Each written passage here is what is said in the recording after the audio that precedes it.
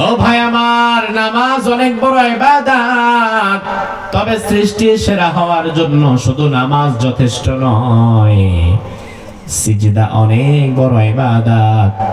রাসূল হাদিসের মধ্যে বললেন, লা সিজদাতুন ওয়াহিদাতুন খায়রুম মিনাদ দুনিয়া ওয়া মা ফিহা। দুনিয়াতে আপনার সিজদার দাম এত বেশি, আকাশ জমিন আল্লাহর কাছে যতটা মূল্যবান, আকাশ জমিনের চাইতে একজন ইমানদারের সিজদা আল্লাহর কাছে তার চেয়ে বেশি মূল্যবান। সুবহানাল্লাহ বলেন না?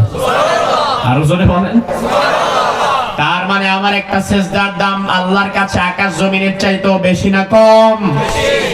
তবে শুধু সিজদা দিয়ে নামাজ পড়েই কিন্তু সৃষ্টির সেরা হওয়া যাবে না, কারণ আল্লাহ রাব্বুল আলামিনের সৃষ্টি করা অনেক মাখলুকাত আছে, যে মাখলুকাত গুলো আমি ইয়াহিয়া তাকির চাইতে, আপনি হাজী সাহেবের চাইতে আরো বেশি সিজদা আল্লাহরে দেয়।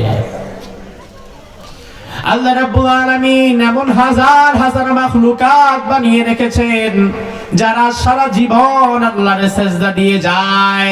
রাসূলুল্লাহ হাদিসের মধ্যে বললেন, এমন এমন ফেরেশতা আল্লাহ তাআলা বানিয়ে রেখেছেন সৃষ্টির পর থেকে তাদের শুধু কাজই হচ্ছে আল্লাহর নন স্টপ সিজদা দেওয়া। ওই ফেরেশতারা সৃষ্টির পর থেকে যে আল্লাহর একবার সিজদা দেওয়া শুরু করেছে, এখনো পর্যন্ত সিজদা থেকে আর মাথা তুলে নাই। আরো জোরে কোন? তাইলে এবার আপনি কি মনে করেন, ওই ফেরেশতার সিজদা আমাদের চাইতে বেশি না কম? আল্লাহ বললেন, বান্দা আলাম তারা আন্নাল্লাহা ইয়াসজুদু লাহু মান ফিস সামাওয়াতি ওয়া মান ফিল আরদ। তুমি কি মনে করো তুমি নামাজ পড়ে আমার বিরাট উপকার করছো? তুমি কি মনে করো তুমি সিজদা দিয়ে আমার বিরাট উপকার করছো?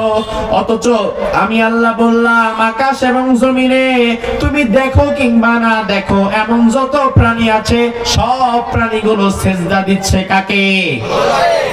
এবার আপনি বলবেন, হুজুর আমি তো শুধু সিজদা দেই না, সিজদার মধ্যে তাসবিহও পড়ি, সিজদার পরে আবার 33 বার সুবহানাল্লাহ, 33 বার আলহামদুলিল্লাহ, 34 বার আল্লাহু আকবার পড়ি।